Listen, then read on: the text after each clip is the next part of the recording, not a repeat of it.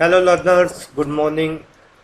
So let us start the important questions of data structures and algorithms part 4. I hope आपने पहले 3 videos भी देखे होंगे data structure and algorithms के. So let us start. First question. Consider a hash table with 9 slots. The hash function is hk equals to k mod 9. The collisions are resolved by chaining.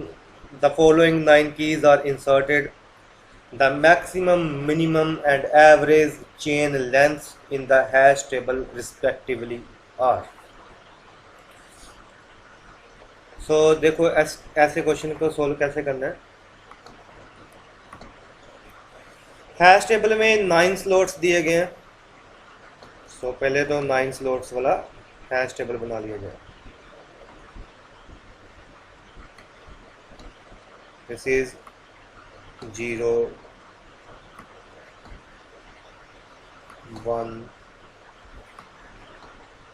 2 and so on 9 तक अपने ये कर लेना है.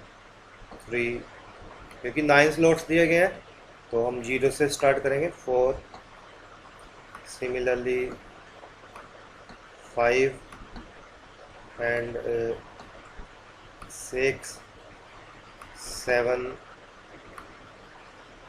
And 0 से लेके 8 तक 9 हो गए स्लॉट्स.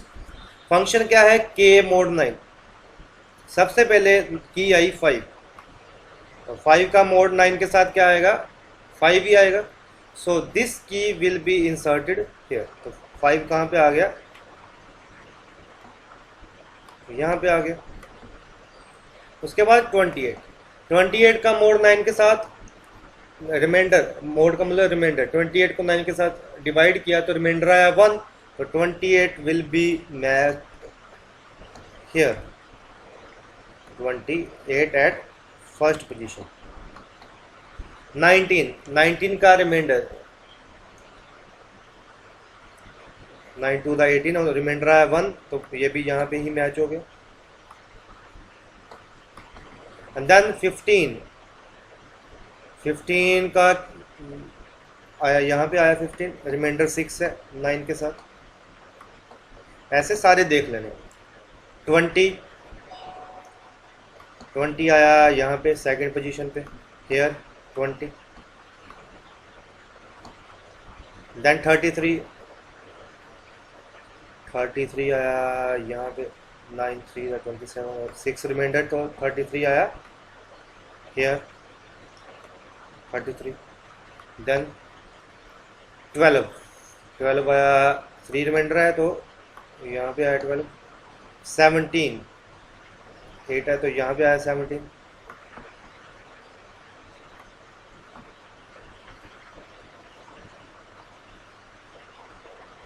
और 10 आया यहाँ, एक रिमाइंडर आया ना 10 के साथ.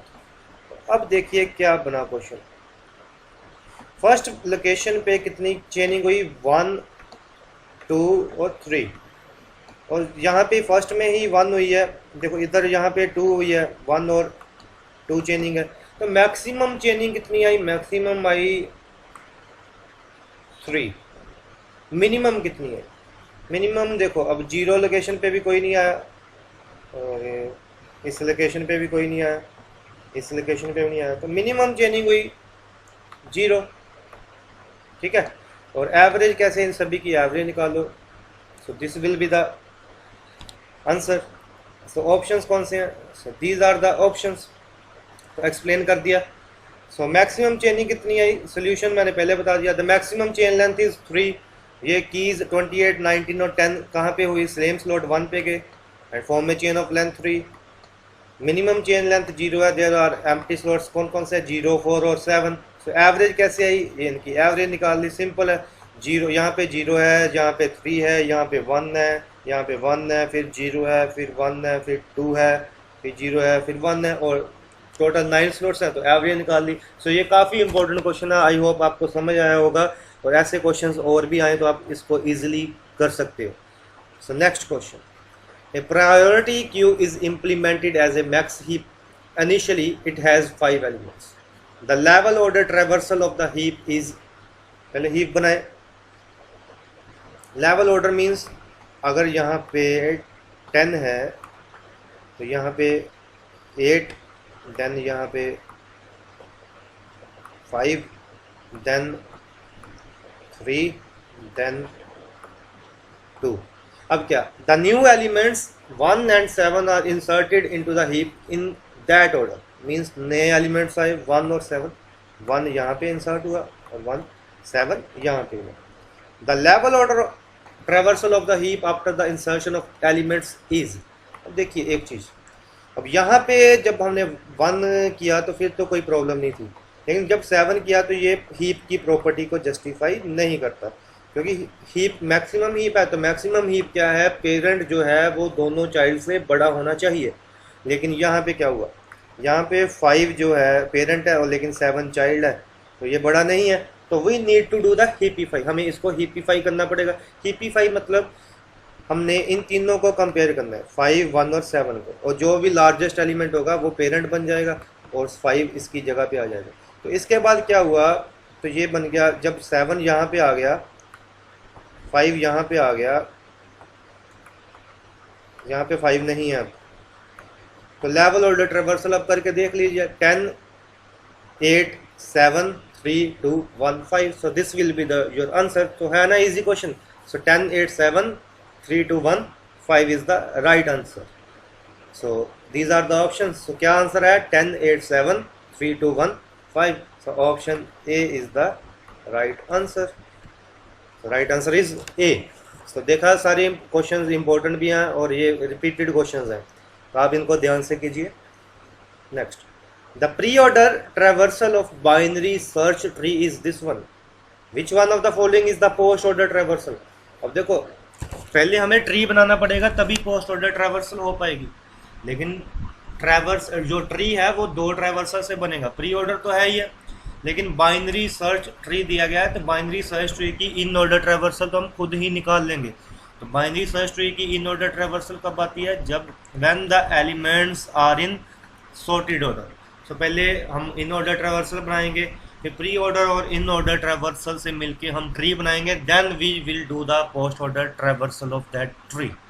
सो बाइनरी सर्च ट्री की इन ऑर्डर ट्रेवर्सल क्या आएगी, we simply have to arrange the elements in ascending order. So सबसे स्मॉलेस्ट एलिमेंट 10 यहाँ पे आया, दिस इज द, फिर आया 15, this is the in order traversal 10, 15, फिर इसके बाद क्या आया 20, देन उसके बाद आया 23,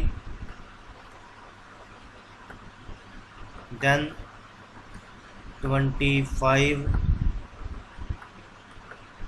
उसके बाद आया 30,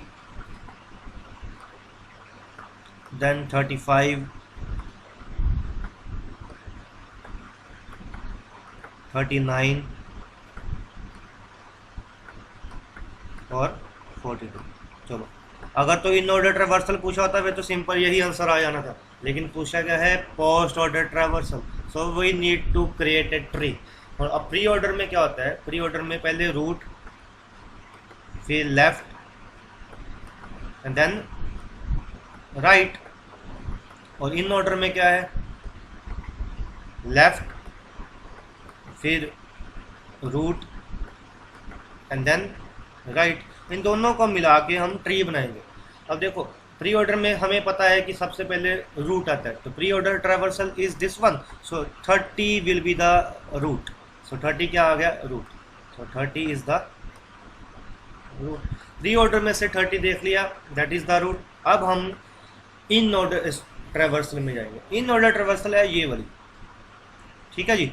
इट मीन्स ये सारे के सारे लेफ्ट में आएंगे और ये सारे के सारे राइट में आएंगे, क्योंकि इन ऑर्डर ट्रेवर्सल में रूट के इस साइड में लेफ्ट है और इस साइड में राइट वाले आएंगे। अब इनमें से देखिए, अब 10, 15, 20, 23, 25, अब ये 5 एलिमेंट 30 के लेफ्ट में आएंगे, लेकिन इनमें से कौन सा रूट होगा, मीन्स कौन सा सबसे पहले आएगा, तो वो हम फिर से प्री ऑर्डर में देख लेंगे। तो प्री ऑर्डर में अब कौन सा आया, 20, तो it means 20 will be the root.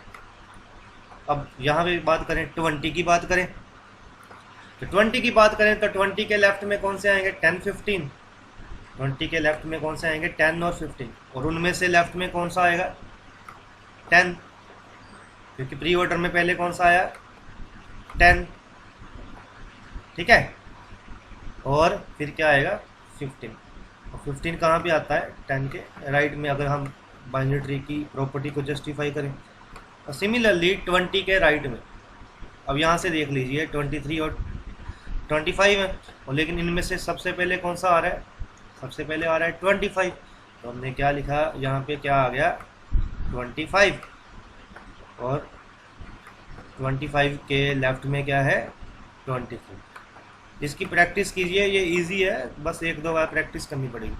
अब देखिए 30 के राइट में क्या, 30 के राइट में 35 है, 39 है और 42 है, और इनमें से सबसे पहले कौन सा आ रहा है 39 आ रहा है, 30 के राइट में 39, और फिर देखें 35 कहाँ पे आएगा, 35 39 के लेफ्ट में है और 42 39 के राइट में है, तो यहाँ पे 35 और हेयर 42। अब ये ट्री बन गया, तो प्री पोस्ट ऑर्डर तो आप इजीली कर लोगे। पोस्ट ऑर्डर में क्या आएगा, देखो पोस्ट ऑर्डर में पहले, पोस्ट ऑर्डर में क्या होता है पहले लेफ़्ट राइट रूट, तो अभी लेफ़्ट है फिर लेफ़्ट है, अब इसका लेफ़्ट नहीं है तो पहले राइट 15 देन 10, देखो लेफ़्ट नहीं था राइट रूट, अब लेफ़्ट हो गया,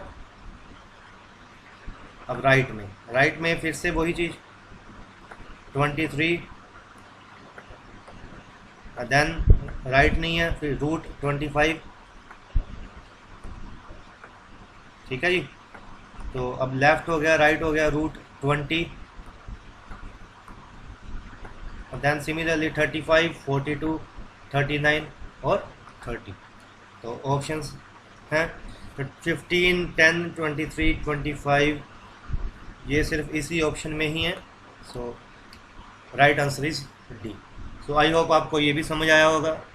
सो एक दो बार प्रैक्टिस की करेंगे तो आपको ये सारे कंसेप्ट इजी हो जाएंगे, और डाटा स्ट्रक्चर और एल्गोरिथम्स के क्वेश्चंस, चाहे आप पीजीटी कंप्यूटर साइंस, चाहे आप गेट कंप्यूटर साइंस, चाहे आप नेट की तैयारी कर रहे हो, ये सारे के सारे क्वेश्चंस वहाँ पे आपको आते हैं, और जो तैयारी करते हैं उनको पता होगा ऐसे क्वेश्चंस ही आएंगे बार बार। Next question, what is the time complexity of Bellman-Ford single source shortest path algorithm? Single source shortest path algorithm क्या है कि एक सोर्स है और मल्टीपल डेस्टिनेशंस हैं, और हमने हर एक उस सोर्स से ईच डेस्टिनेशन तक का शॉर्टेस्ट पाथ निकालना होता है। तो कम्प्लेक्सिटी क्या है, so these are the options. So इसकी कम्प्लेक्सिटी क्या है, देखिए इसका आंसर है of the order n cube. The time complexity of Bellman Ford algorithm is of the order V E. Bellman Ford algorithm की कम्प्लेक्सिटी होती है of the order V. V क्या है, V is the number of vertices, E is the number of edges. Graph complete होगा, क्योंकि हमने देखो maximum case करना है, वर्स्ट केस को कंसिडर करके चलना है। अगर ग्राफ कंप्लीट है तो ई क्या होगा, number of edges is of the order V square. Complete graph में नंबर ऑफ एजेस क्या होते हैं, of the order V square, क्योंकि हर वर्टेक्स दूसरे वर्टेक्स से अटैच होता है। सो ओवरऑल टाइम कम्प्लेक्सिटी क्या हुई, यहाँ पे ई की जगह पे क्या आ गया वी स्क्वायर, तो V square into V, V cube. So overall complexity will be of the order V cube. So this is the right answer. Next, which one of the following is the tightest upper bound that represents the time complexity of inserting an object into a binary search tree? मतलब binary search tree में higher upper bound क्या आएगी अगर हमने element insert करना है। So options देखिए, तो देखो इसमें क्या है, आंसर इसका सी है of the order n. The worst case occurs for a skewed tree. Tightest upper bound का है, तो वर्स्ट केस कब आएगा, जब स्क्यू ट्री होगा। In skew tree when the new node is inserted as a child, the time for insertion requires traversal of all node. मतलब skew tree है क्या, देखो ये बाइनरी सर्च ट्री है, सपोज करो 5 देन 10, इसमें सारे एलिमेंट राइट में ही इंसर्ट करते जाओ। ये राइट स्क्यू ट्री हो गया, 15 and then 20 and then 25. So suppose करो this is the skew tree, so this is 25 20 skew tree है। अगर हमने एलिमेंट सपोज करो 30 करना है तो कितने कंपैरिजन हो गए? 30 पहले इसके साथ कंपेयर होगा, फिर इसके साथ कंपेयर होगा, फिर इसके साथ कंपेयर होगा, फिर इसके साथ कंपेयर होगा, फिर इसमें। It mean we have to traverse each node. तो उसने टाइटेस्ट अपर बाउंड पूछी तो हमने वर्स्ट केस कंसीडर करके चलना है, मीन हमने और कोई ट्री नहीं कंसीडर करके चलना, हमने यही वाला ट्री कंसीडर करके चलना है। और अगर हम 30 यहाँ पे इंसर्ट करेंगे तो एलिमेंट्स कितने थे? 5, और कंपैरिजन कितने हुए? 5। सो ऑप्शन क्या हो गया? Of the order n। So I hope आपको ये समझ आया होगा। Thank you for watching this video. और भी वीडियो टाइमली अपलोड करता जाऊँगा। So all the best for your exam.